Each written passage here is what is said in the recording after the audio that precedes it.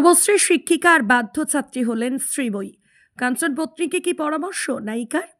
সন্তান জন্মের পর থেকে তাকে সেভাবে ছোট পর্দায় দেখা না গেলেও ইন্ডাস্ট্রির প্রায় সব অনুষ্ঠানে দেখা যাচ্ছে।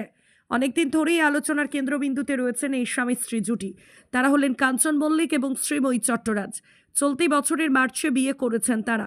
ফেব্রুয়ারি মাসেই সারেন আইনি বিয়ে, আর নভেম্বরে তাদের কোল আলো করে এসেছে কৃষভি।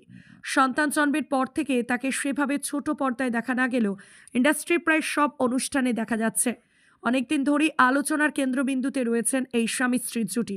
তারা হলেন কাঞ্চন মল্লিক এবং শ্রীময়ী চট্টরাজ। চলতি বছরের মার্চে বিয়ে করেছেন তারা। ফেব্রুয়ারি মাসেই সারেন আইনি বিয়ে, আর নভেম্বরে তাদের কোল আলো করে এসেছে কৃষভি। দেশমাসের মেয়েকে বাড়িতে রেখে বেশিক্ষণ বাইরে থাকা কঠিন, তবে চেষ্টা করছেন নিমন্ত্রণ রক্ষা করতে। তাই তো রাজ চক্রবর্তী পরিচালিত সন্তান ছবির বিশেষ স্ক্রিনিংয়ে উপস্থিত হয়েছিলেন যুগলে। বন্ধু রাজ এবং শুভশ্রী গঙ্গোপাধ্যায় শুভেচ্ছা জানাতে উপস্থিত হয়েছিলেন কাঞ্চন এবং শ্রীময়ী।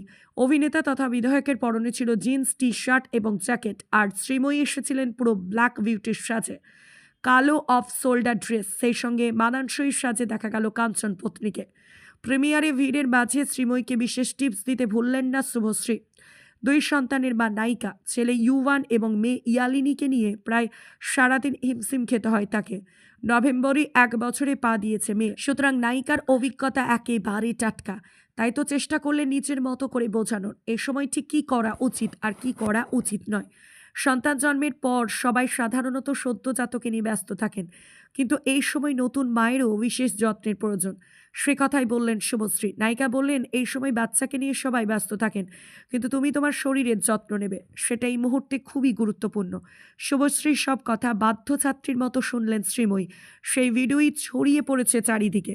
এই মুহূর্তে শ্রীময়ীকে সেভাবে কোনো সিরিয়ালে দেখা যাচ্ছে না।